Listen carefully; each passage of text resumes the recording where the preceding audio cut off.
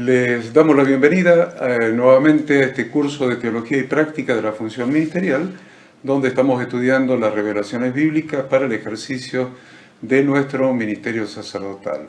La materia que estamos tratando es Bases de la Paternidad Espiritual Bíblica y el gran tema de esta materia es aprender a funcionar como una familia para el cumplimiento de la Gran Comisión. Por eso estamos hablando de paternidad, estamos usando toda terminología de familia. La Biblia utiliza terminología de familia en prácticamente todo el Nuevo Testamento y esta es una de ellas. La paternidad es una de las principales figuras que utiliza el Nuevo Testamento para referirse a la iglesia. La iglesia en el Nuevo Testamento se ve como una familia y es importante que nosotros tengamos en cuenta eso, que la iglesia es una familia. Y dentro de la familia tenemos no solamente hermanos, como nos llamamos en la congregación, hermano, sino que también tenemos padres e hijos, y básicamente de lo que estamos hablando en esta materia es de la paternidad, o sea, la relación padres e hijos.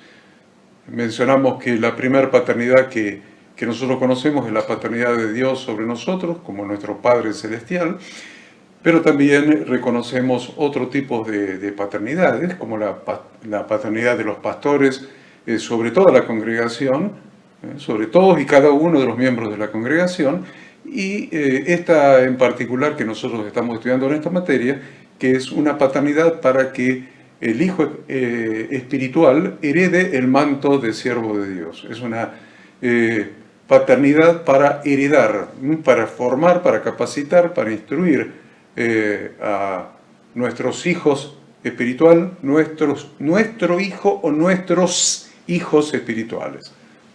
Ya sea que tengamos un hijo espiritual, dos hijos espirituales, tres hijos espirituales, o 12, como son los que tuvo nuestro Redentor, y es a los que Él formó, a los que Él capacitó, para heredarles su función, su manto de siervo de Dios. Nosotros vemos en el manual en el material de estudio que ustedes tienen de esta materia, en el capítulo 14, que la lealtad es un elemento esencial en esta relación de paternidad espiritual.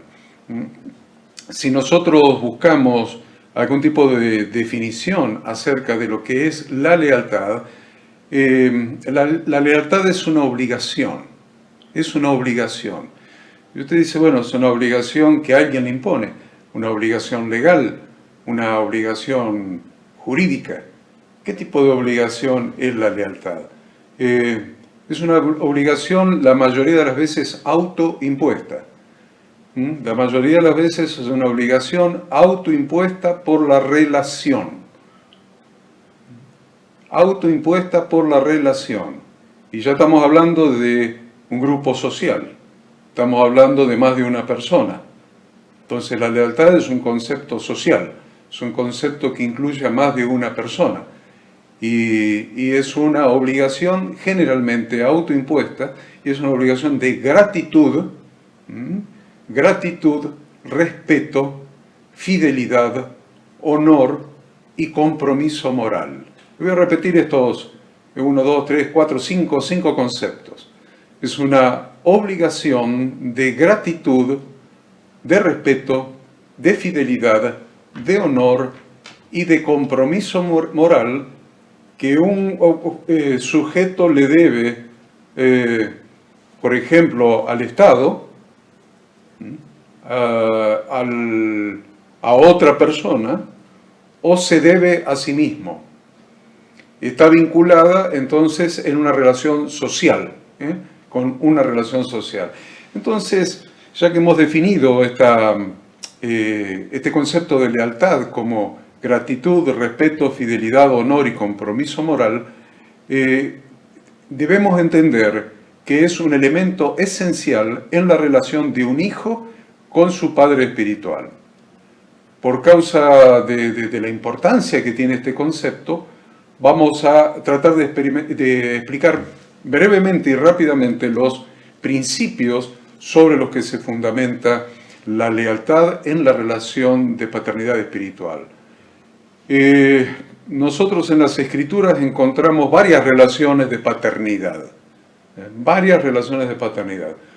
En la clase anterior hemos usado la relación de paternidad entre el profeta Samuel y el rey Saúl. En este caso vamos a usar la relación de paternidad entre Jonatán como hijo y el rey Saúl, que mencionábamos en la clase anterior, como padre. Entonces, fíjense de lo que estamos hablando. En la clase anterior vimos a el profeta Samuel como padre espiritual del rey Saúl, y acá vamos a ver la relación de paternidad entre Saúl y su hijo Jonatán, su hijo de físico, vamos a llamarle de familia física, no espiritual, sino físico. Las características, vamos a mencionar por lo menos, 6 características de esta relación de paternidad, como para que entendamos de qué se trata lo que estamos hablando en cuanto a la lealtad. El tema es la lealtad. Primero debemos situar a Jonatán. ¿Quién era Jonatán? Jonatán, además de ser el hijo del rey Saúl, era un guerrero valiente. Leemos en las Escrituras, allí en 1 Samuel, capítulo 13, que había ya reinado Saúl 1 año, y cuando hubo reinado 2 años sobre Israel, escogió luego a 3.000 hombres de Israel. 3.000 hombres de Israel, de los cuales estaban con Saúl 2.000 en Micmas y en el monte de Betel, y 1.000 estaban con Jonatán en Gabaa de Benjamín. Y envió al resto del pueblo, dice, cada uno a sus tiendas, y Jonatán atacó a la guarnición de los filisteos que había en el collado, y lo oyeron los filisteos. E hizo Saúl tocar trompeta por todo el país, diciendo, oigan los hebreos, y todo Israel oyó que se decía, Saúl ha atacado a la guarnición de los filisteos. La pregunta que yo les hago a priori, no sé si ya se dieron cuenta, que está diciendo, y Jonatán atacó a la guarnición de los filisteos, que había en el collado, y acá está diciendo, y todo Israel oyó que se decía, Saúl ha atacado la guarnición de los filisteos. Y también que Israel se había hecho abominable a los filisteos, y se juntó el pueblo en pos de Saúl en Gilgal. En pos de Saúl, no de Jonatán. Este relato es muy interesante y es muy esclarecedor en cuanto al profundo significado de una verdadera paternidad.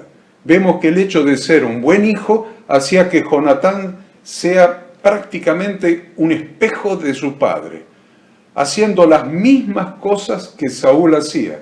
Mientras que el padre tenía 2.000 hombres con él, Jonatán tenía 1.000. Pero todos los hombres, los 3.000, los había elegido Saúl. Miren qué interesante. Todos los había elegido Saúl. Y Jonatán tenía 1.000, el papá 3.000. Además leemos que Jonatán estaba ansioso por llegar a ser un guerrero como lo era su padre. Y usó sus 1.000 hombres para atacar la guarnición de los filisteos. Sin embargo, el mérito del éxito de su arriesgada acción fue atribuido a su padre, como leímos recién y yo les hice notar en la lectura, ya que se decía que era Saúl quien había atacado la guarnición. Y probablemente en última instancia eso era correcto, porque Jonatán todavía estaba actuando bajo la paternidad de Saúl. Por esta razón el pueblo se juntó en pos de Saúl en Gilgal y no en pos de Jonatán, como acabamos de leer. La segunda característica de Jonatán era la valentía. Era valiente como su padre. Valiente como su padre. Y esto lo declara el rey David. Esta similitud de valentía entre Jonatán y su padre Saúl.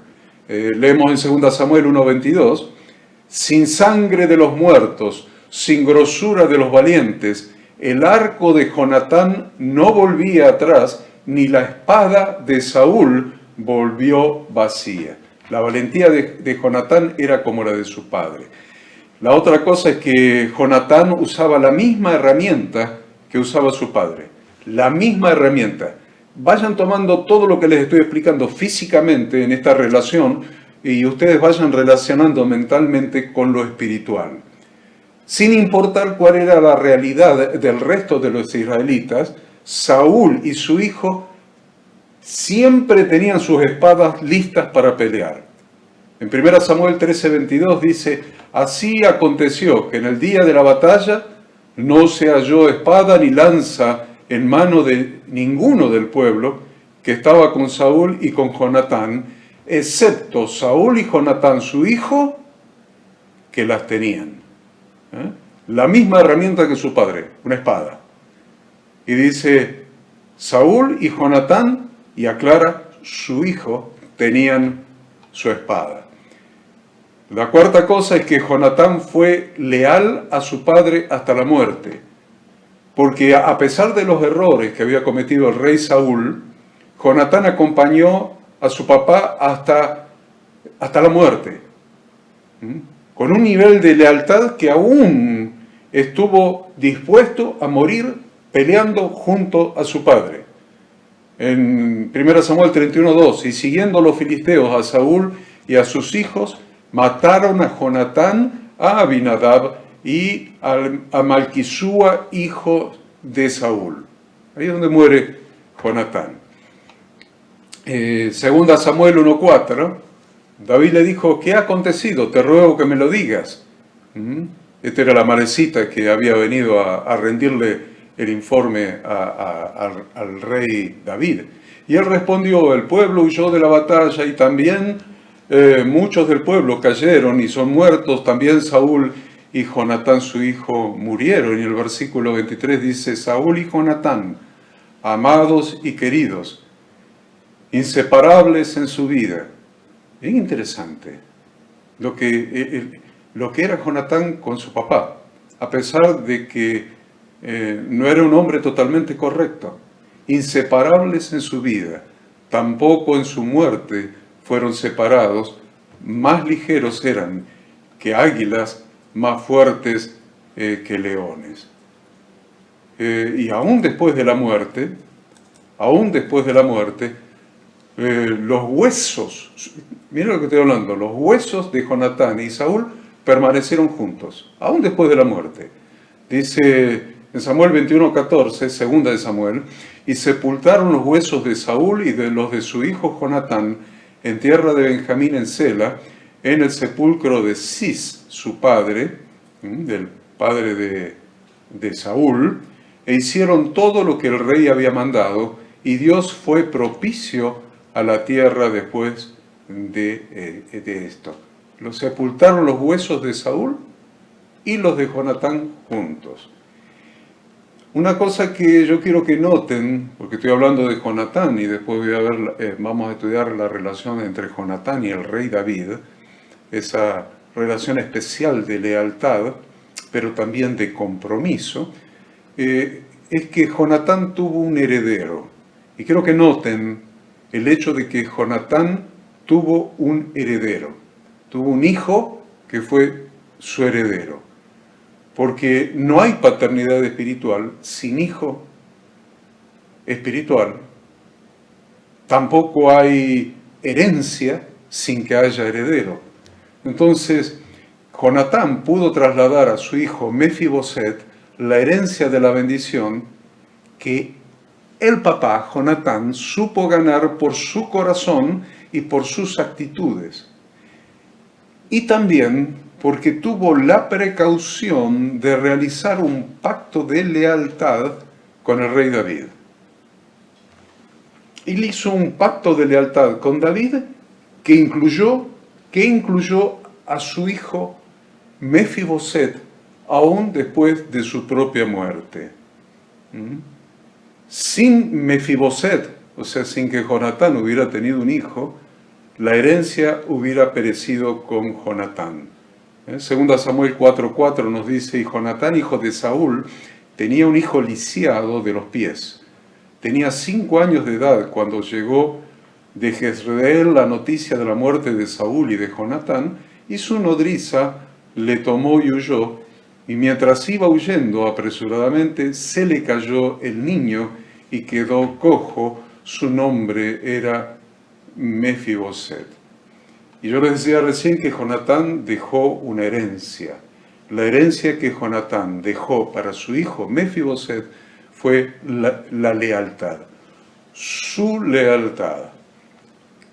Yo siempre les he dicho a mis hijos que la mejor herencia que yo les puedo dejar a ellos no es dinero, no es bienes. La mejor herencia que yo les puedo dejar a ellos es mi honestidad como hombre, como ser humano, y mi devoción por Dios, mi fe en Dios. Y acá Jonatán dejó una herencia espiritual. La herencia que dejó fue la lealtad. Sembró lealtad en David, el rey, el que reinó en lugar de su padre, Saúl. Sembró lealtad en David y cosechó de David exactamente lo que había sembrado. La Biblia es muy clara en ese sentido. Pero lo que destaca a Jonatán es que tuvo una clara visión de paternidad, ya que pactó para sí mismo y pactó para su descendencia. Y esto constituye un modelo a imitar para cada uno de nosotros. La clara visión de paternidad. Vamos a ver el pacto de Jonatán con David. Miren, en 1 Samuel 20:14. Y si yo viviere, harás conmigo misericordia de Yahweh, para que no muera, y no apartarás tu misericordia de mi casa para siempre. Jonatán sabía que Dios había designado a David rey en lugar de su padre. Y es interesante porque aún a pesar de saber eso, fue leal a su padre hasta la muerte. Pero cuando hace este pacto con David, él le dice, si yo lograra vivir, vas a hacer conmigo un pacto de misericordia de Yahweh, para que no muera. No apartarás tu misericordia de mi casa para siempre. Ese mi casa incluye su descendencia, su hijo. Cuando Yahweh haya cortado uno por uno los enemigos de David de la tierra, no dejes que el nombre de Jonatán sea quitado de la casa de David.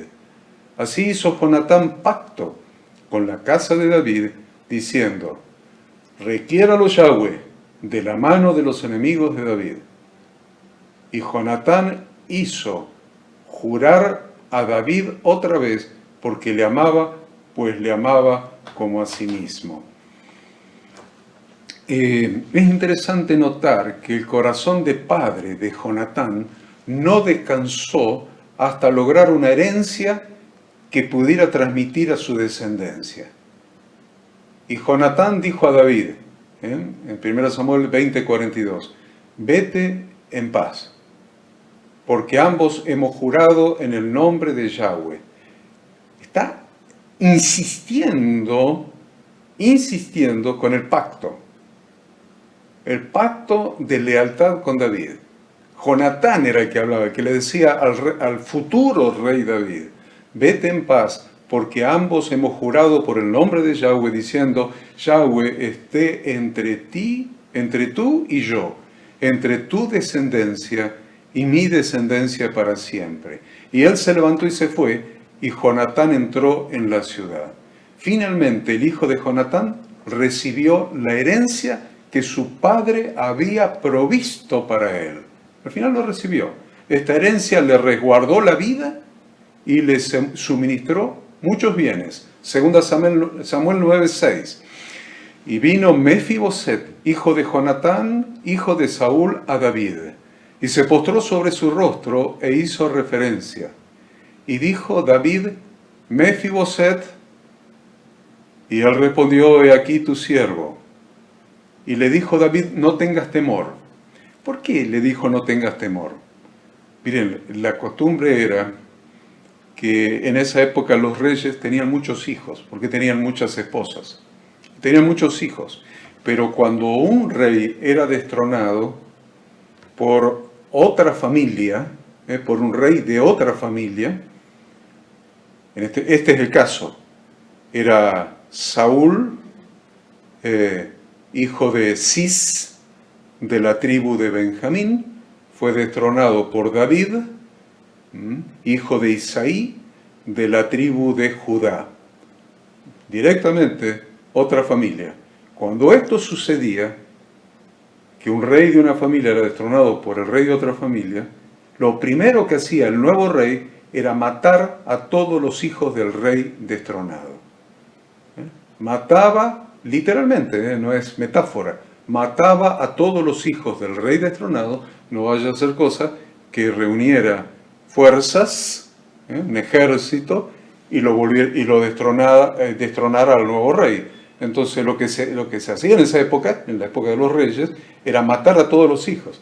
Por lo tanto, lo que sucedió con Mefiboset era que lo que debía haber sucedido, que debía ser muerto por ser nieto del rey destronado, del rey Saúl. Por eso salió corriendo la nodriza, cuando tenía 5 años, por eso se le cayó y por eso quedó lisiado de los pies. Entonces, un día resulta que el rey David lo llama. Y Mefiboset vino, lo leo de vuelta, y vino Mefiboset, hijo de Jonatán, hijo de Saúl, a David. Y se postró sobre su rostro e hizo reverencia. ¿Qué es lo que pensó? Soy hombre muerto. Sin dudas, soy hombre muerto, porque soy descendiente de Saúl. Y dijo David a Mefiboset, y él respondió, le dijo, Mefiboset, y él respondió, he aquí tu siervo. Y le dijo David, no tengas temor, porque yo a la verdad haré contigo misericordia por amor de Jonatán tu padre. Y te devolveré todas las tierras de Saúl tu padre, y tú comerás siempre a mi mesa. ¿Qué era eso? Era la herencia que su padre Jonatán le había dejado. La herencia de lealtad que le hizo hacer un pacto con David, el futuro rey, que haría misericordia con su hijo, con Mefiboset. Entonces, realmente, no solamente le preservó la vida, sino que le dio todas las tierras de Saúl, de su abuelo, el rey, y comió a la mesa del rey Mefiboset, toda su vida. Y la verdad que a pesar de que las circunstancias fueron cambiando, la herencia de Jonatán continuó guardando la vida de Mefiboset. Porque después, en determinadas circunstancias, había que matar a cualquier descendiente de Saúl. Había que matarlo. Segunda Samuel 21:7 dice, y perdonó el rey David a Mefiboset, hijo de Jonatán, hijo de Saúl, por el juramento de Yahweh que hubo entre ellos, entre David y Jonatán, hijo de Saúl. Es muy importante esto porque la herencia de Mefiboset vino por, la identidad. La herencia vino por su identidad. Y la identidad de Mefiboset estaba relacionada con su padre, Jonatán. La identidad de alguien, ¿quién es alguien? ¿Quién era Mefiboset? Mefiboset era hijo de Jonatán. Jonatán era hijo de Saúl. Entonces, la identidad viene por ser hijo de alguien. En este caso que estamos hablando por ser hijo espiritual, pero no solamente por ser hijo espiritual, porque la verdad es que yo llevo el apellido de mi padre, y mi padre llevaba el apellido de su padre, y es el caso de todos ustedes. Nuestra identidad fue transmitida por nuestro padre, que nos dio el apellido. Cuando David, por ejemplo, salió a enfrentarse con Goliat, el rey Saúl quiso saber si lo que estaba haciendo David, ese acto de valentía, de coraje, lo estaba haciendo porque estaba loco, porque era un desequilibrado mental, o porque realmente tenía una verdadera visión de parte de Yahweh, y la única manera de estar seguro si era un loco o era un hombre de fe, era conociendo quién era su padre. Conociendo quién era su padre, el rey Saúl determinó si David en ese momento, que era un muchacho desequilibrado mentalmente, o realmente era un muchacho de fe, que su fe en Dios lo iba a llevar a la victoria.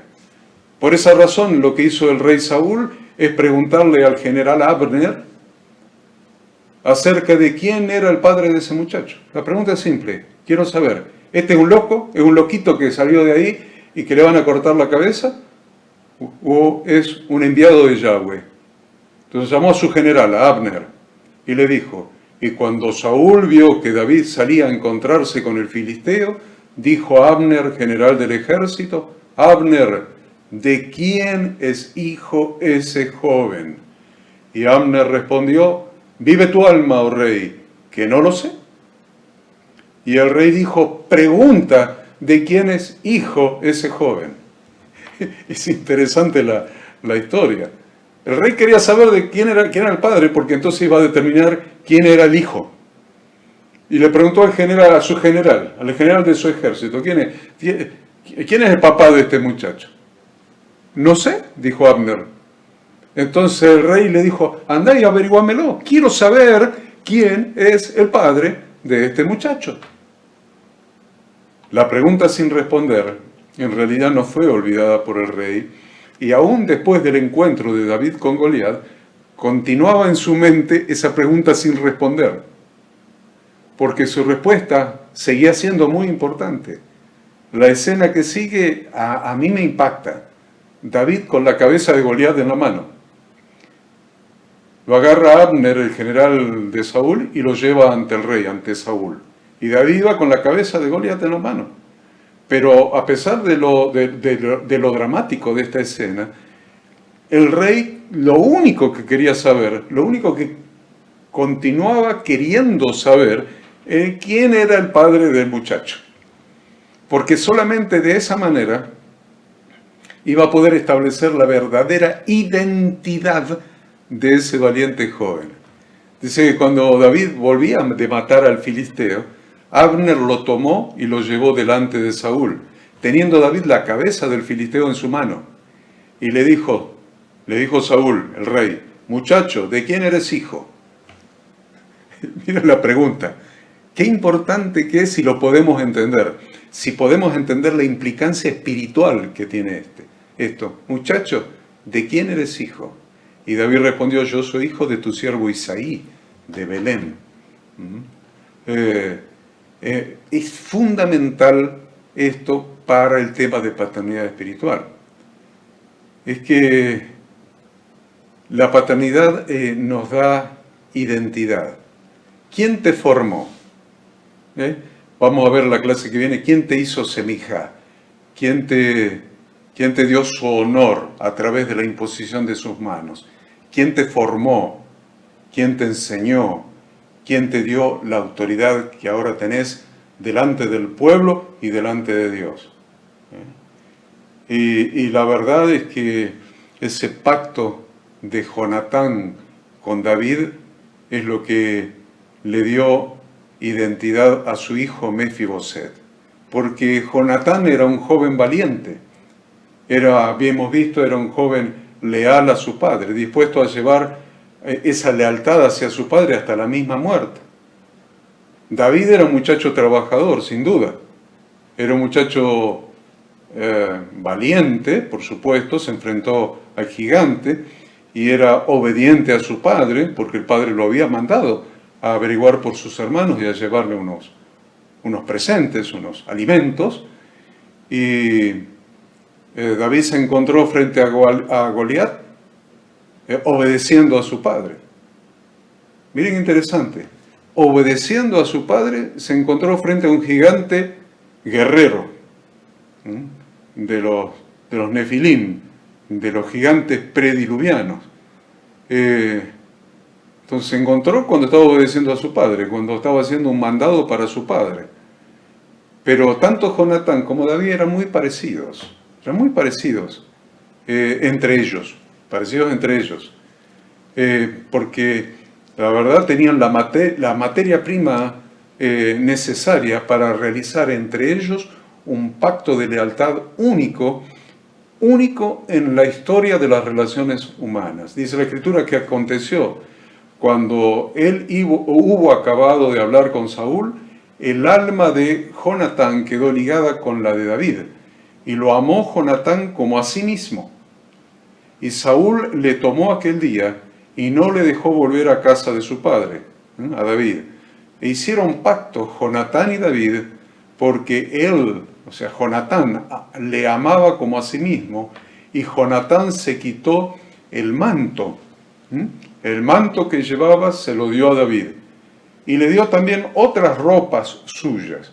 Entonces, ¿por qué se quitó el manto, el poncho que llevaba? Que uno dice el poncho metafóricamente para que se entienda, pero en realidad el manto era el manto de hijo del rey.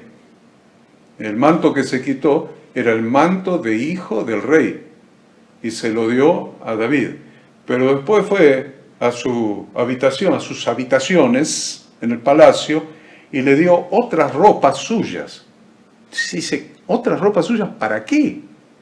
¿Para qué le dio un par de trajes, 4 o 5 trajes suyos, 10 camisas,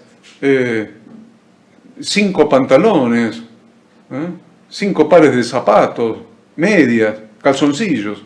¿Para qué? Bueno, pero tengan en mente esto, porque Jonatán se quitó el manto de hijo de rey que llevaba y se lo dio a David. Eso es parte del pacto, parte del pacto. ¿El pacto de qué? De lealtad. Y fue y le dio otras ropas suyas. Y estaba ahí en sus habitaciones y estaba su espada ahí, o la tenía puesta, probablemente, se sacó y le dio su espada. Y agarró su arco, y le dio su arco y sus flechas, por supuesto. Y le dio su talabarte. ¿Qué es su talabarte? Le dio su talabarte. Miren, cuando un soldado calzaba la espada, yo soy zurdo, ¿no? Así que estoy pensando en la espada del lado derecho, ¿no? Para agarrarla así, así. Así que cuando se ponía la espada tenía un portaespada largo que llegaba hasta la pierna. Y ese portaespada largo se ataba a la pierna. Era de cuero y se ataba a la pierna. De manera que la espada quedaba fija en la pierna. Supónganse una espada larga, como supongamos hasta la rodilla. Larga como hasta la rodilla de la persona. Pone la espada así y larga hasta la rodilla de la persona, queda bailando, queda, diría yo, como un péndulo, haciendo un movimiento pendular peligroso. Entonces el talabarte era lo que ataba, con el mismo talabarte que era de cuero, se ataba a la pierna, cosa que la espada quedara firme. Entonces cuando el soldado caminaba, la espada se movía con su pierna, no quedaba moviéndose loca. Espero que se haya entendido esta manera mía de explicárselo. Ahora, no te quede ninguna duda de que una verdadera relación de paternidad espiritual solamente se puede dar entre cristianos que tengan un mismo corazón, porque tanto Jonatán y David tenían el mismo corazón. Entonces, una relación de paternidad espiritual se da solamente entre cristianos que tengan el mismo corazón de siervos de Dios. Que sean personas ambas con un inequívoco compromiso. Que sean ambos personas responsables. Que sean ambos personas trabajadoras.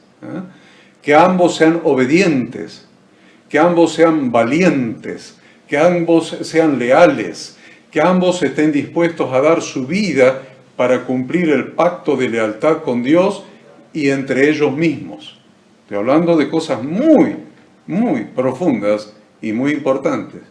Pero me gustaría que analicemos un poquito cada una de las prendas que Jonatán le dio a David en este pacto de lealtad que hicieron.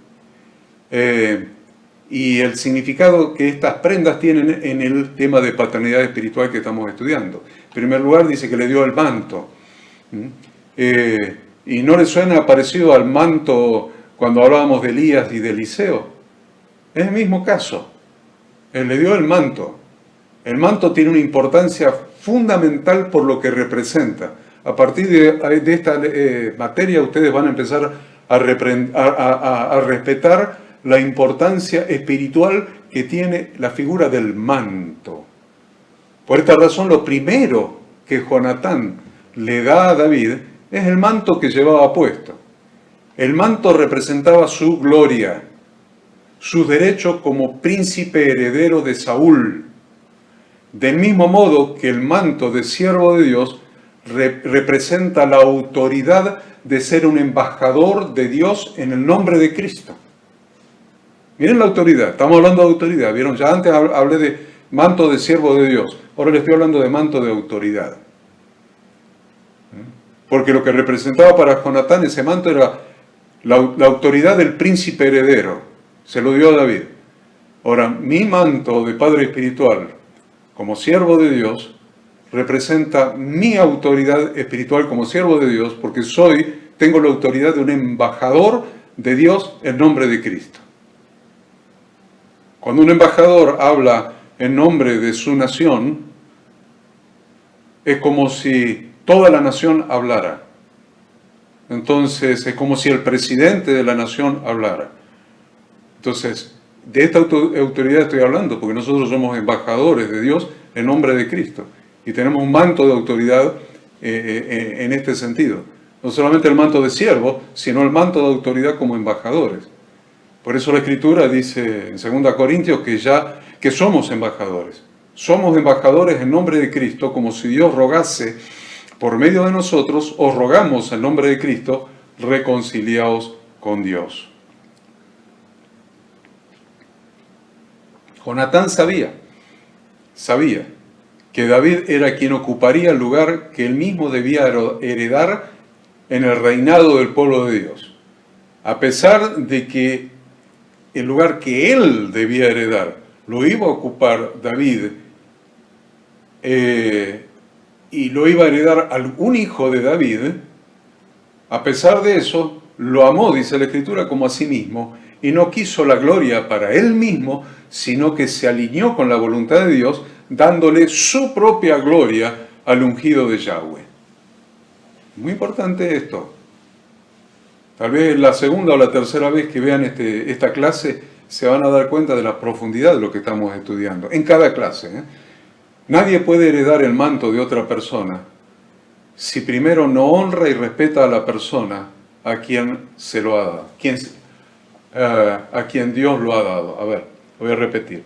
Nadie puede heredar el manto de otra persona si primero no honra y respeta a esa persona, porque a esa persona es a quien Dios le ha dado el manto. Y yo quiero heredar ese manto de esa persona, pero debo honrarlo y respetarlo. Eso significó que le haya dado el manto. Y yo les contaba recién que fue a sus habitaciones y le dio los trajes, las camisas, que es un montón de ropa más. Entonces vemos que lo segundo que entregó Jonatán a David como prueba de ese pacto de lealtad fueron otras ropas suyas. ¿Y para qué sirven las ropas? Las ropas sirven para proteger y cubrir el propio cuerpo. Para proteger y cubrir el propio cuerpo. Ahora, los dos vestirían la misma túnica. Porque él le había dado su túnica. No crean que era la única que tenía. Entonces iba a agarrar otra y se la iba a poner, era el hijo del rey. Pero los dos iban a tener la misma túnica, idéntica. Sería muy fácil confundirlos por causa del parecido, porque tendrían la misma túnica. uno sería como el doble del otro, un doble como en las películas. El parecido sería serían tan iguales que uno sería como el doble del otro. Y esto, espiritualmente, entre un hijo y un padre espiritual, debe ser así, ya que un verdadero hijo espiritual tiene que ser como un doble de su padre, como si fuera la extensión de él. Según las costumbres de esa época y de esa región de Medio Oriente, entregar a otro los propios vestidos era una acción simbólica que expresaba la donación de la propia persona. Yo te estoy entregando mi propia persona, te estoy haciendo una extensión de mi persona. Dijimos recién que la ropa te cubre, la ropa cubre la desnudez de una persona, por lo que podemos afirmar también que esta acción está estableciendo un descubrimiento del corazón.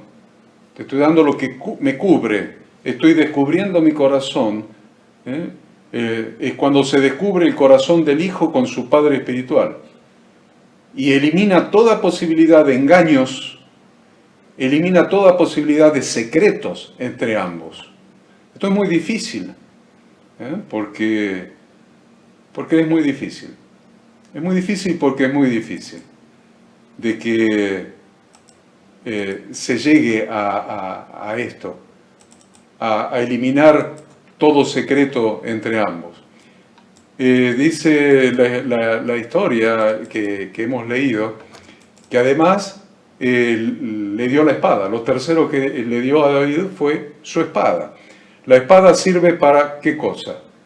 Muchas veces, cuando vemos en el Nuevo Testamento, tomad la espada de la palabra, en la armadura de que habla la armadura romana. Algunos ahora están inventando que es la armadura judía, qué sé yo qué cosa. En realidad es una descripción exacta de lo que era la armadura romana. La espada no solamente sirve para ataque.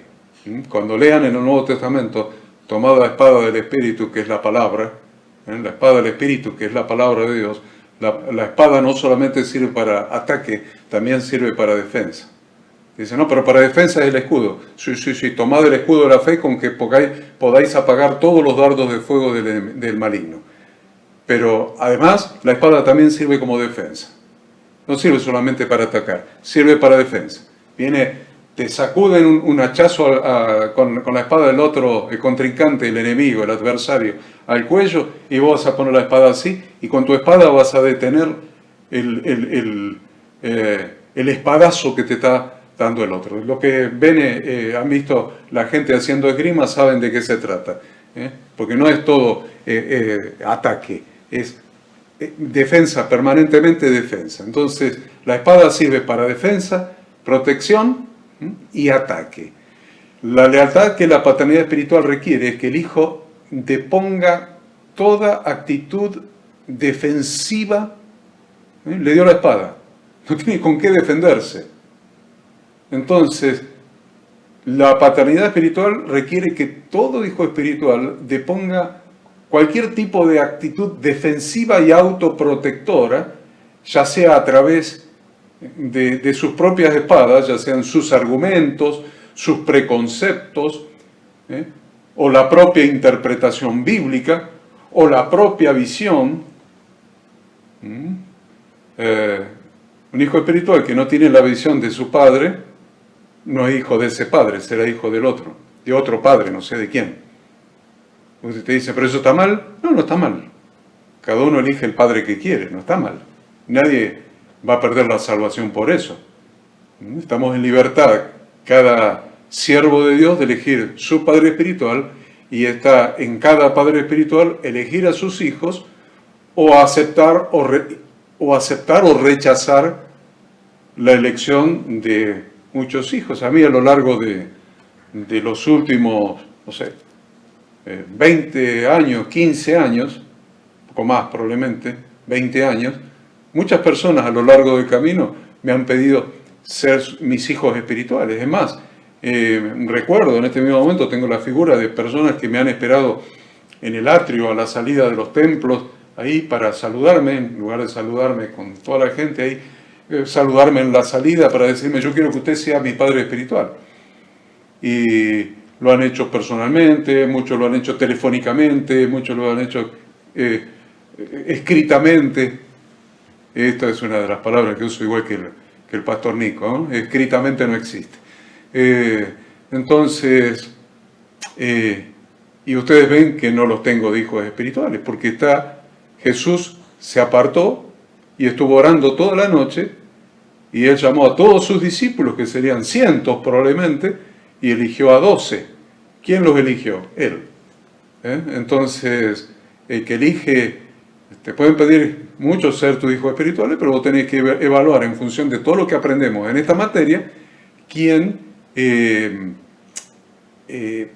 a quién podés elegir como hijo, a uno o a más, para que hereden tu manto de siervo de Dios.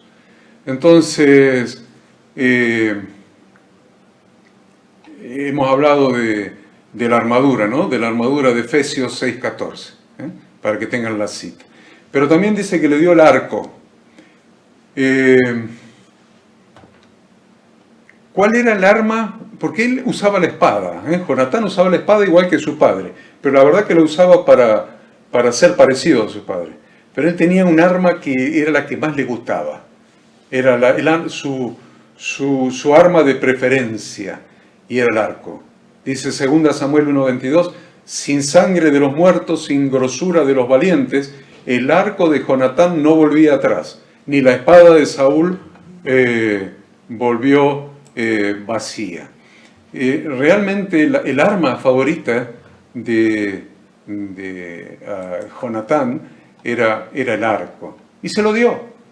Y se lo dio a David. Ceder el arco es hacer la transferencia del arma principal. Le está transfiriendo el arma, vamos a llevarlo al plano espiritual, le están transfiriendo el arma principal que un padre espiritual ha utilizado con resultados positivos. ¿Miren lo que estoy diciendo? El arma principal que un padre espiritual ha utilizado con resultados positivos. Dice la Escritura que el arco de Jonatán no volvía atrás. Era eficaz en cumplir el objetivo para el cual era utilizado. Yo le voy a decir cuál es el arco. La revelación de la palabra que Dios ha dado a un padre espiritual, sumada a la formación que le ha dado, le da al hijo el arma necesaria para poder cumplir con la visión que su padre espiritual ha recibido y que le está transmitiendo. Y le dio el talabarte. El talabarte, ya les expliqué lo que era. Era una especie de cinturón de cuero que sujeta la espada. En realidad, una especie de cinturón de cuero que sujeta la espada. El tema es que evita, y tome nota de esto, evita que el soldado, cuando corre a la batalla, se enrede con su propia espada. Escucha lo que dije. Evita que se enrede con su propia espada. La espada ya sabemos que es la Biblia, es la espada del Espíritu, y el talabarte es la revelación de la palabra de Dios. La revelación es lo que te evita que te enredes en tu propia espada. Y la visión que el Padre Espiritual ha recibido y que le transmite a su Hijo Espiritual, capacitándolo para heredar el manto. La revelación de la palabra de Dios es el talabarte, porque le da estabilidad al siervo, le da estabilidad. Le da estabilidad. La revelación de la palabra de Dios es lo que le da estabilidad y hace que la espada tenga un lugar donde ser envainada, y no que se esté moviendo de un lado al otro. La revelación. Por eso la Escritura dice que tenemos también la palabra profética más segura, a la cual hacéis bien en estar atentos como a una antorcha que alumbra en lugar oscuro, hasta que el día esclarezca y el lucero de la mañana salga en vuestros corazones, entendiendo primero esto, que ninguna profecía de la Escritura es de interpretación privada, porque nunca la profecía fue traída por voluntad humana, sino que los santos hombres de Dios hablaron siendo inspirados por el Espíritu Santo. La revelación de la palabra de Dios es lo único que te va a impedir que cuando vas a la batalla te enredes en tu propia espada. Entonces, acá ahora vamos a tener que llevarlo a una faz práctica esto, a una faz práctica. Por ejemplo, a todo creyente el Señor Yahshua le dio una comisión, o sea, un encargo. Comisión es encargo. Yo sé que alguno que me está mirando ahora y estamos recibiendo mensajes por WhatsApp diría encargamiento, pero no, encargo, es un encargo. Comisión es encargo, es el Señor Jesucristo antes de su ascensión nos dejó un encargo. Y ese principal encargo. Después la Escritura nos marca otra actividad más, que es la edificación de la iglesia, la edificación. Pero la primera es la multiplicación. Y a la multiplicación de la iglesia nosotros llamamos la gran comisión. Ahora, ¿cómo entra? Porque yo quiero relacionar la paternidad espiritual con la gran comisión. Porque la gran comisión la ejercemos mediante la predicación del Evangelio, la predicación del Evangelio del Reino, y la ejercemos mediante el discipulado de aquellos que reciben a Yahshua en su corazón. Pero yo quiero agregarle algo más. Quiero decir que la gran comisión la cumplimos con 3 elementos. Quiero que ustedes me permitan agregar este tercer elemento. La predicación del Evangelio del Reino, el discipulado y la paternidad espiritual. Y la paternidad espiritual. No debemos confundir estas actividades con el propósito principal de la reunión eclesial, que ya les dije, que es la edificación de la iglesia, y el ánimo, el infundirse ánimos los unos a los otros, es lo que se llama la exhortación mutua. Tampoco debemos confundirla con los dones ministeriales, que son otorgados hablando de dones ministeriales, no los dones del Espíritu de 1 Corintios 12, que tienen que ver con la edificación y la exhortación mutua. Los dones ministeriales son las personas constituidas por Jesucristo para capacitar a otros para la obra del ministerio. Estos son apóstoles, profetas, evangelistas, pastores y maestros. Pero algunos, ya les he dicho anteriormente, confunden el ministerio apostólico con la doctrina de la paternidad espiritual, que no es así, no hay que confundirlo, y mezclan algunos conceptos haciendo difuso y confuso los principios y finalidades. En realidad la paternidad espiritual tiene que, me encanta porque tiene menos fuerza que debe. Entonces voy a usar la palabra que tiene más fuerza, debe. La paternidad espiritual la deben ejercer las personas que están incluidos en Efesios capítulo 4, versículo 11, para heredar su manto de apóstoles, o profetas, o evangelistas, o pastores y maestros. Ya les estoy adelantando algo que voy a decir un poco más adelante. Entonces, ¿quiénes tienen un manto? Aquellos que lo han recibido de Jesucristo mismo. Él repartió sus funciones en 4 ministerios: apóstoles, profetas, evangelistas, pastores y maestros.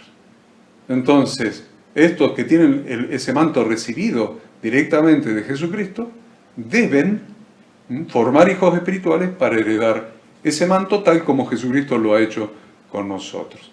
En cuanto a la predicación del Evangelio, sabemos que la tarea evangelística esencial y consiste en presentar a las personas el plan de salvación para que tengan la opción de aceptar a Cristo o rechazarlo. Por eso él dijo: id por todo el mundo y predicar el Evangelio a toda criatura, El que creyere y fuere bautizado será salvo, mas el que no creyere, o sea, ahí está la opción de rechazarlo, será condenado. Entonces, ¿cuál es el propósito? ¿Cuál es la finalidad que tiene la predicación? Que las personas experimenten el nuevo nacimiento en Cristo y de esta manera sean hechos hijos de Dios. Lo leemos en Juan: mas a todos los que le recibieron, a los que creen en su nombre, les dio potestad de ser hechos hijos de Dios, los cuales no son engendrados de sangre, ni de voluntad de carne, ni de voluntad de varón, sino de Dios. Es decir, que el Evangelio, la predicación del Evangelio, les muestra la puerta de entrada, que es Jesucristo, ya lo sabemos, al camino que el cristiano debe transitar en la nueva vida, hasta que Cristo sea formado en la persona y que la persona sea transformada a la misma imagen de Jesucristo, del Mesías. Después viene el discipulado. Discipular a las personas también es parte de la gran comisión. Cuando Jesús dijo: toda potestad me es dada en el cielo y en la tierra, por tanto, id y haced discípulos a todas las naciones, parte de la gran comisión, bautizándolos en el nombre de Yahshua. Acá permítanme un minuto para corregirlo, corrijan ustedes en el libro, lo transcribí de la Reina Valera, entonces sería bautizándolos en mi nombre,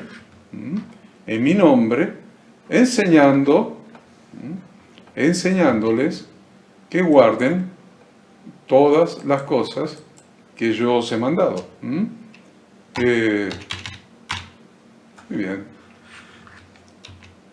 Ahí está. Hoy estamos con la tecnología en falta.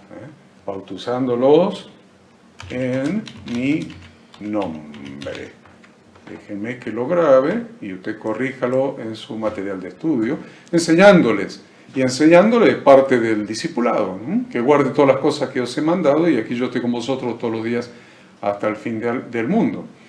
Y el apóstol Pablo lo había entendido muy bien, y por eso decía: hijitos míos, por quienes vuelvo a sufrir dolores de parto, ¿hasta qué? Hasta que Cristo sea formado en vosotros.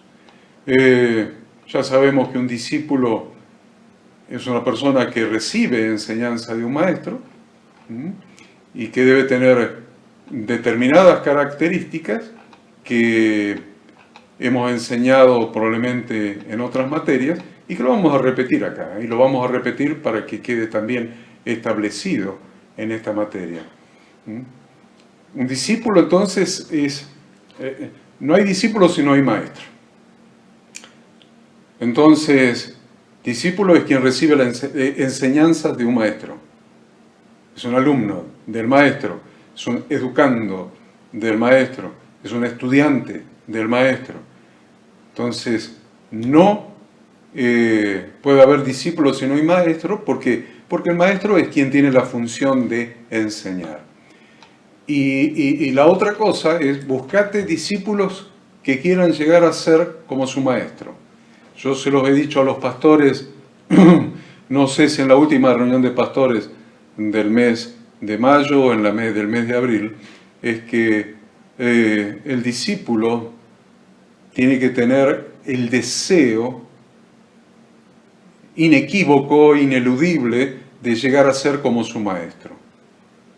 Por lo tanto, se le debe pegar al maestro, lo hemos estudiado en esta materia, y aprender de lo que él dice y de lo que él hace.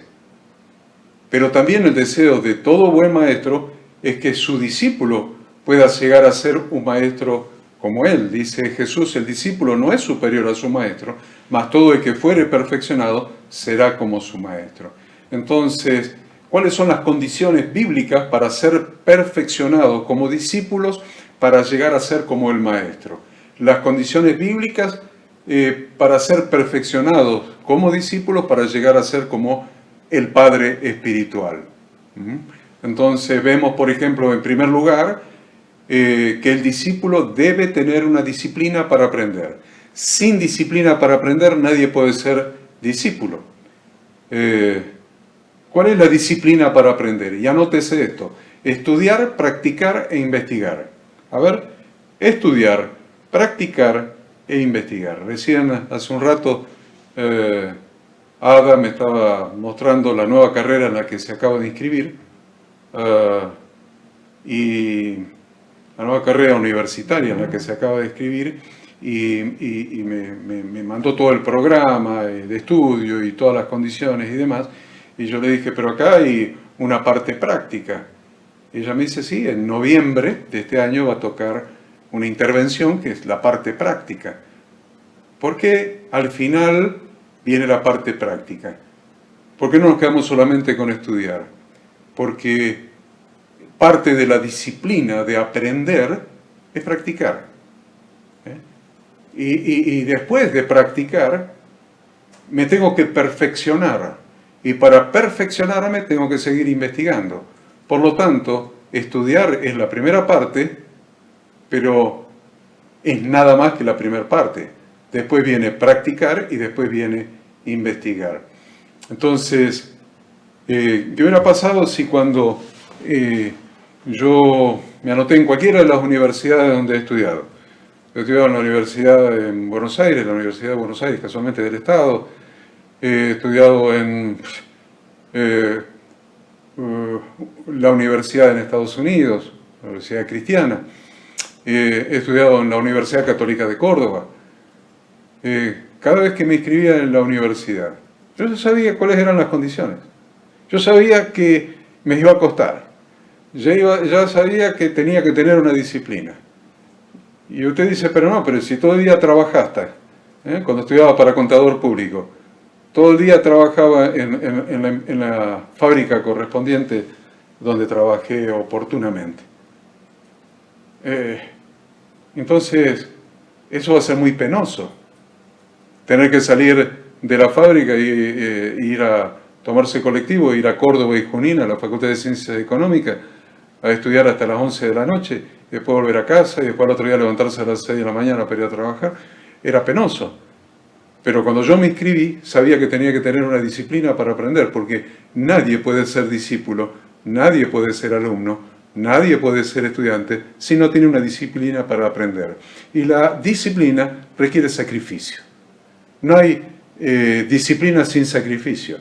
Cualquier cosa que requiera una disciplina, aún una disciplina para un deporte determinado, requiere un sacrificio inclusive para la dieta alimenticia o alimentaria, requiere un sacrificio para el entrenamiento, requiere una serie de sacrificios.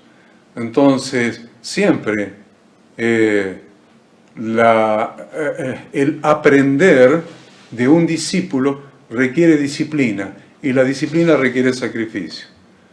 Por eso, porque por falta de disciplina para aprender, es que tantas personas se anotan en carreras y abandonan el primer mes, el segundo mes, el tercer mes,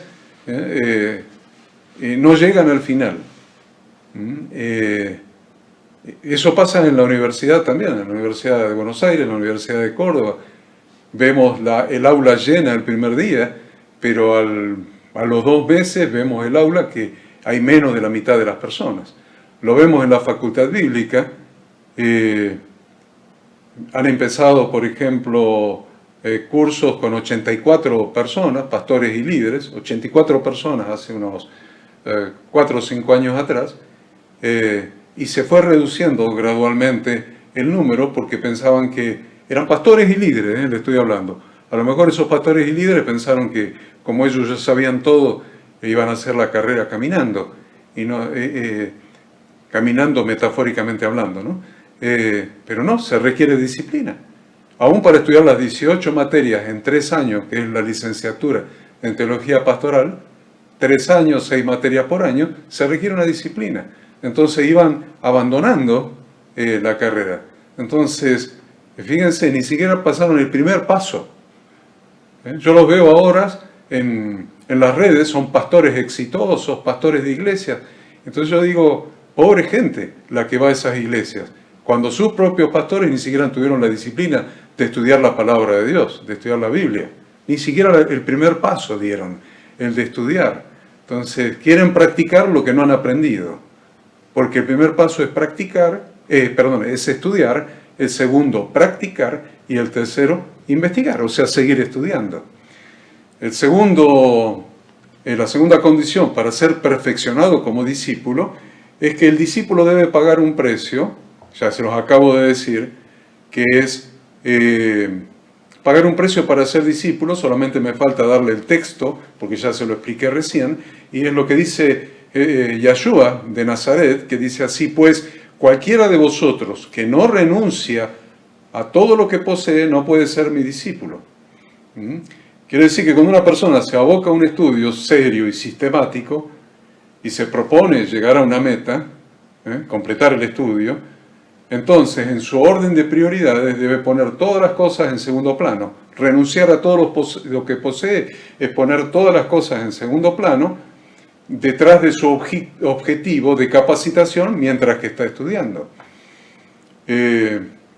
Jesús, cuando se trata de ser su discípulo para ser perfeccionado, descarta definitivamente a todo aquel que no es capaz de renunciar a todo lo que posee. A cualquiera que no es capaz de poner en primer lugar el estudio de su palabra, de sus enseñanzas, lo descarta. Lo descarta, no es que dice, no, lo dejamos, no, lo descarta. Dice, no puede ser mi discípulo. Cualquiera de vosotros que no renuncia a todo lo que posee, no puede ser mi discípulo, lo descarta definitivamente. Queridos pastores, a ustedes les estoy hablando, queridos líderes, ustedes que son siervos de Dios, porque lo hacen con el corazón.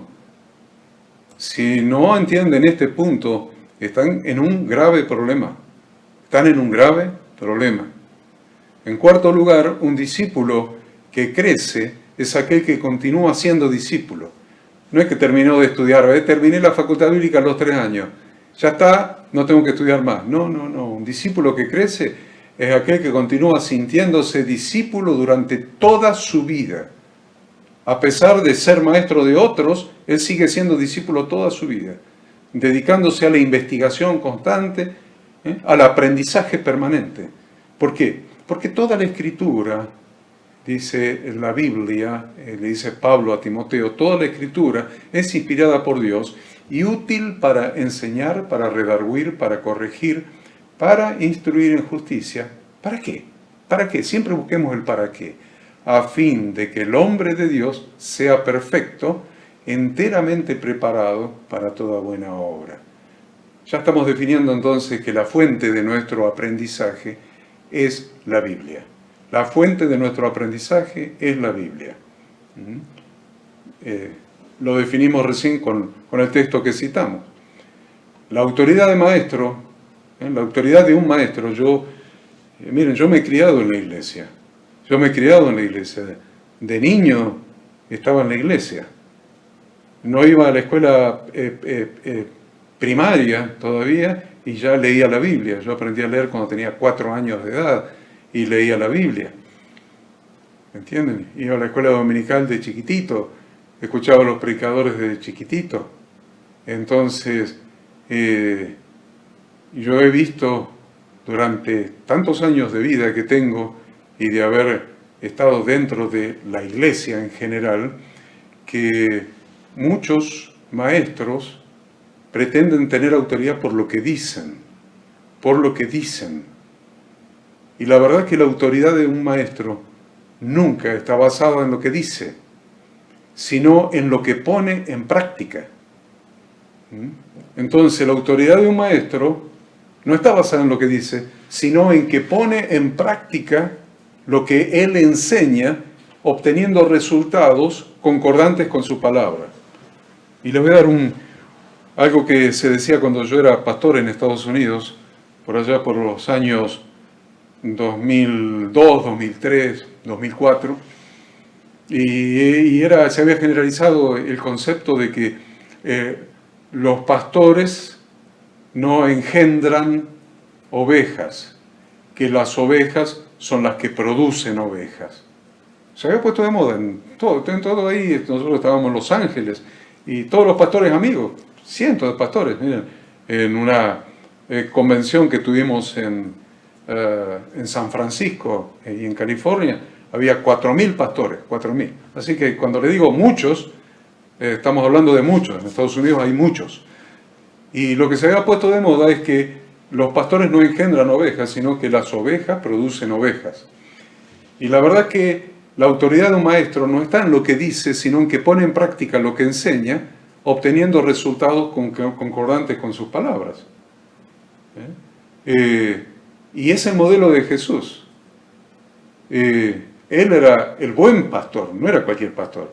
Era el buen pastor que da su vida por las ovejas. Sin embargo, ¿qué dice Hechos 1:1? Que Jesús vivía lo que enseñaba a sus discípulos. Vivía, hacía lo que enseñaba a sus discípulos. Vivía lo que enseñaba. Dice, en el primer tratado, dice el médico Lucas, en el primer tratado, oh Teófilo, hablé acerca de todas las cosas que Jesús comenzó a hacer y a enseñar. ¿Quién producía las ovejas? Jesús producía las ovejas y enseñaba cómo se producen las ovejas. Así que esa tontería que se había generalizado en la iglesia en aquella época, hoy en día ya entendemos que es una tontería garrafal. En segundo lugar, un buen maestro es aquel que enseña con sabiduría. Enseña con sabiduría y respalda sus enseñanzas con sus prácticas. Dice que llegado el día de reposo, dice el Evangelio de Marcos, y llegado el día de reposo comenzó a enseñar en la sinagoga. ¿Quién? Yeshua, nuestro Redentor, nuestro Santo Maestro. Llegado el día de reposo, comenzó a enseñar en la sinagoga. Qué interesante eso, ¿no? Porque en realidad el modelo de la iglesia primitiva está sacado del modelo de la sinagoga, sumado al modelo de la familia. Sinagoga más familia da el modelo de la iglesia primitiva. Así que miren lo que hacía Yeshua. Llegado el día de reposo, comenzó a enseñar en la sinagoga. Y muchos oyéndole se admiraban y decían, ¿de dónde tiene estas cosas? ¿Y qué sabiduría es esta que le es dada y estos milagros que por sus manos son hechos? Estos milagros que por sus manos son hechos. Un buen maestro es aquel que enseña con sabiduría y respalda sus enseñanzas con sus prácticas. En tercer lugar, un buen maestro no es aquel que solamente da instrucciones para que otros hagan las cosas. Yo ya se los dije hace un rato. No es aquel que da instrucciones para que otros hagan las cosas, sino aquel que da el ejemplo con su acción. Mateo 11:1. Cuando Jesús terminó de dar instrucciones a sus 12 discípulos, listo, terminó de dar instrucciones a sus 12 discípulos, que vayan los 12 discípulos y hagan según las instrucciones que su santo maestro les dio. No dice eso la Escritura. Ahí no termina el texto, ahí no termina el versículo inclusive. Dice, cuando Jesús terminó de dar instrucciones a sus 12 discípulos, se fue de allí a enseñar y a predicar en las ciudades de ellos. Dio instrucciones, vayan a enseñar y a predicar, y después que ellos se fueron a enseñar y predicar, Jesús hizo lo mismo. Fue a enseñar y predicar en las ciudades de ellos. Y si hubo un buen maestro, y también buenos discípulos, cuando el maestro ya no está, los discípulos continúan con su obra. Lo voy a decir otra vez. Si hubo un buen maestro, no alcanza con un buen maestro, y hubo también buenos discípulos, cuando el maestro ya no está más. O se murió, o se fue, o se jubiló, o se retiró, lo que ustedes quieran, ya no está más el maestro, los discípulos continúan con su obra. Miren, los primeros discípulos continuaron haciendo exactamente lo que habían aprendido de Jesús, su maestro. Exactamente.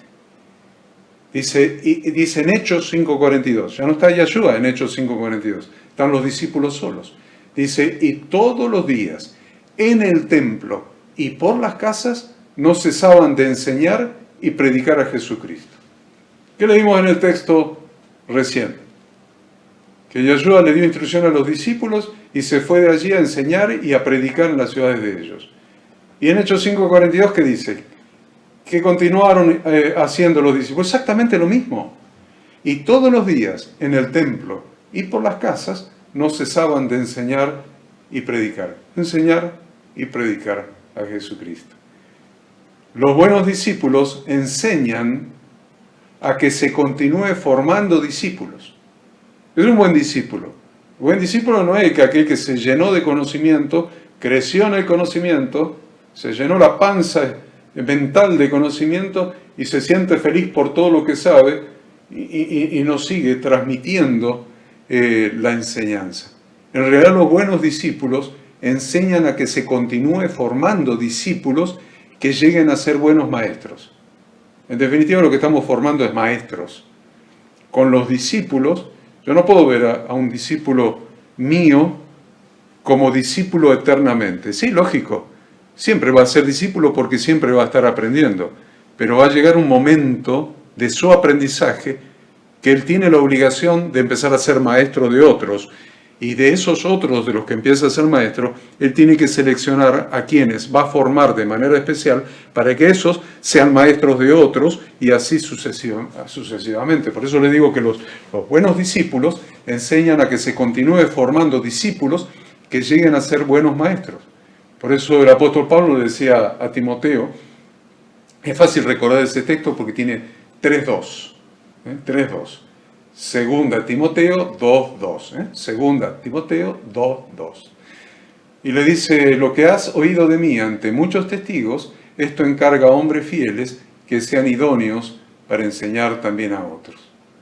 Y en tercer lugar, les menciono, ¿de qué le estoy hablando? De que si hay buenos maestros y buenos discípulos, cuando el maestro ya no está, los discípulos continúan. Y ahí donde encaja el tema de la paternidad espiritual.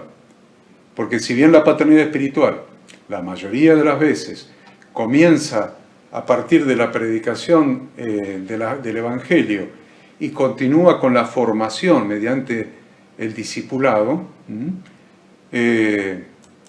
se proyecta a través de una verdadera relación padre-hijo, y un discipulado mucho más profundo destinado a transmitir al Hijo espiritual la revelación de la palabra que ha recibido del Padre, como así también la visión y la acción necesaria para cumplirla, con el propósito de que pueda heredar el manto de siervo de Dios y continuar con la tarea ministerial. ¿Qué es lo que le estoy diciendo? Que cuando yo estoy predicando el Evangelio a un inconverso, y se convierte a Dios, ahí tengo un hijo espiritual. Y usted dice, no, pero yo solamente lo quiero llevar a la iglesia y que se ocupe el pastor. No es así. No es así la enseñanza bíblica.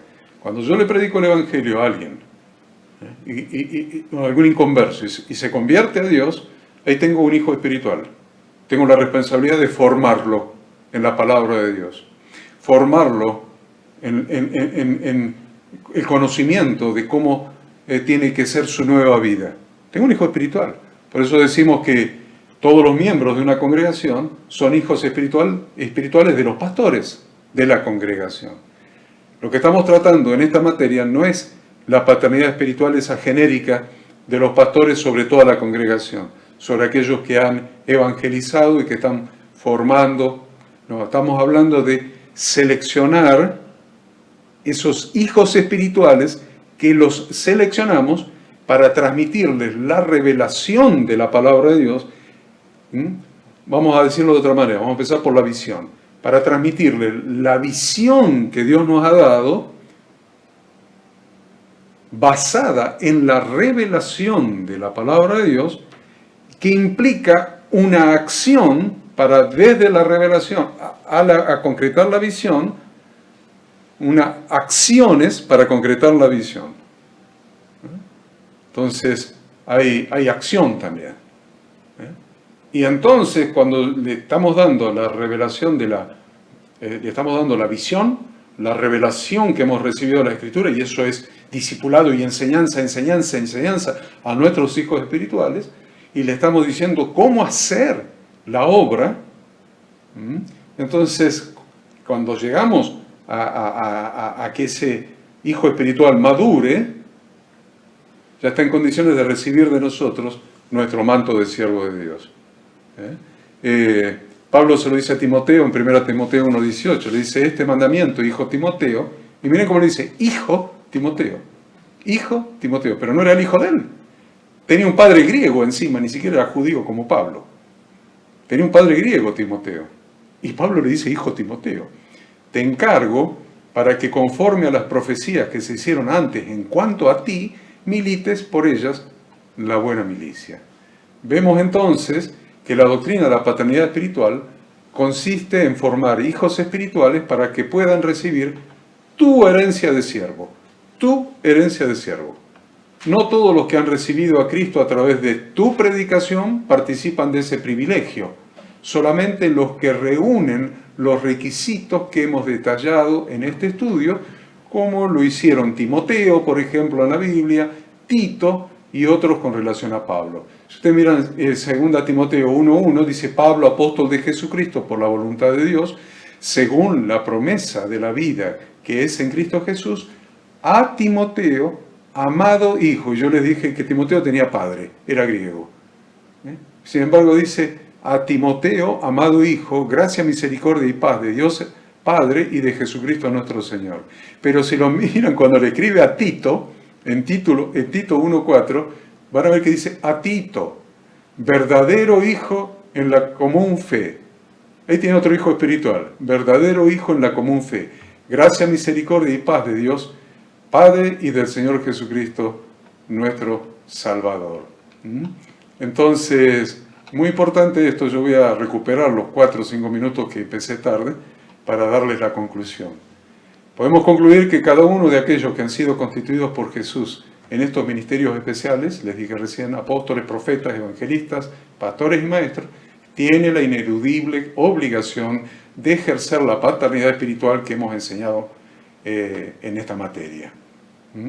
Cada uno debe buscar hijos espirituales idóneos a quienes transmitir la revelación de la palabra de Dios que hemos recibido, esa revelación, así como la visión, y formarlos para que sean aptos para recibir el manto de siervo de Dios, y así continuar la obra que ha venido haciendo su Padre Espiritual. Ahora, quiero terminar diciéndoles que existe una gran discrepancia en relación con cuántos hijos espirituales puede tener cada persona. ¿Cuántos hijos espirituales puede adoptar cada padre espiritual? Algunos han sostenido que el número es ilimitado y andan por el mundo afiliando iglesias y afiliando hijos espirituales. Otros piensan que se debe limitar a 1 o 2. Por supuesto, no nos estamos refiriendo a nuestros hijos que son los miembros de la congregación, que tenemos como pastores de la congregación. Estamos hablando de hijos para heredar nuestro manto de siervo de Dios. Entonces, hemos entendido en este libro, en esta materia, que formar hijos espirituales para heredarle el manto de siervo de Dios requiere una gran dedicación para transmitir la revelación, la visión y la formación necesaria. Entonces, no estamos hablando de una excelente tarea de marketing por el mundo para afiliar hijos espirituales, donde podemos afiliar 100, 200 hijos espirituales. Me decía uno hace unos cuantos años atrás, unos 15 años atrás, que había venido de Estados Unidos, yo para el año tal tengo que tener 1000 hijos espirituales afiliados.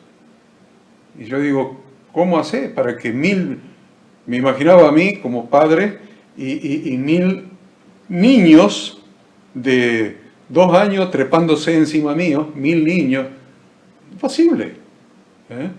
Entonces, han surgido doctrinas impostoras, que son las de estas personas que se apropian de textos, de doctrinas apostolas, de profetas o de apóstoles, se apropian de textos que se refieren a la relación de paternidad espiritual y construyen su aparente sólido basamento con estos textos que sacan de esta doctrina que es bíblica, pero que no tiene nada que ver con lo que ellos han inventado. Entonces producen una mezcla, una confusión, ya que nos encontramos frente a una pretendida doctrina que está usurpando el lugar de una verdadera doctrina bíblica a través de utilizar como respaldo textos bíblicos fuera de contexto. La paternidad espiritual es una doctrina que tiene su fundamentación a lo largo de toda la Biblia, como lo hemos podido verificar a lo largo de toda la materia que estamos desarrollando. Y además, como hemos visto, estamos viviendo un tiempo profético de paternidad espiritual hasta que venga el día grande y temible de Yahweh. Eso está en Malaquías. Por esa causa debemos ser muy temerosos en la forma con que ponemos en práctica lo que hemos aprendido en esta materia. Muy temerosos de Dios. No podemos adoptar hijos a los que no podamos dedicar el tiempo. A ver, no podemos adoptar hijos a los que no podamos dedicar el tiempo imprescindible para formarlos. Por eso concluimos que el límite máximo es la cantidad de hijos que un padre puede formar. Ese es el límite máximo de hijos. El límite máximo es cuántos hijos yo puedo formar transmitiéndole la revelación de la palabra, la visión recibida y capacitándolos para que puedan heredar el manto de siervo de Dios de su Padre espiritual. ¿Cuántos?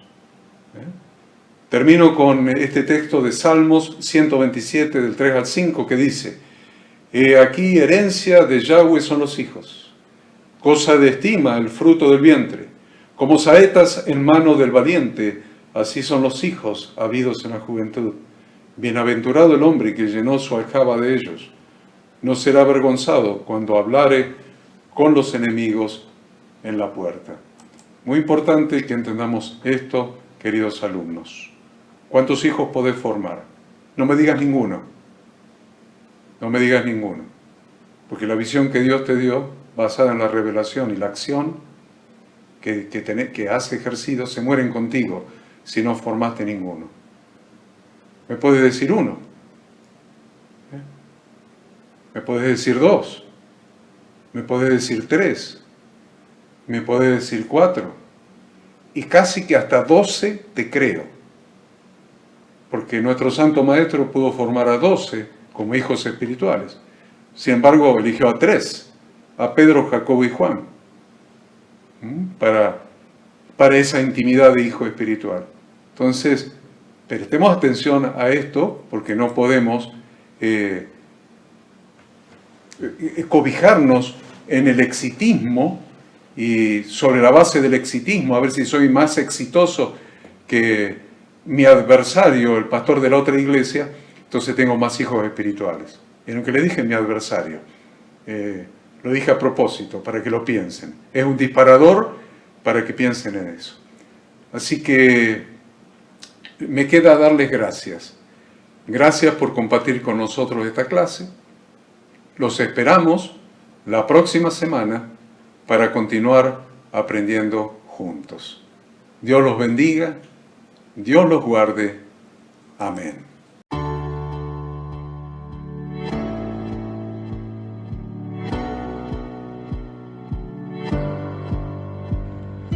Queremos que tú también conozcas esta herramienta que durante los últimos 18 años ha sido útil para las iglesias de todo el mundo de habla hispana, capacitando cientos de siervos de Dios.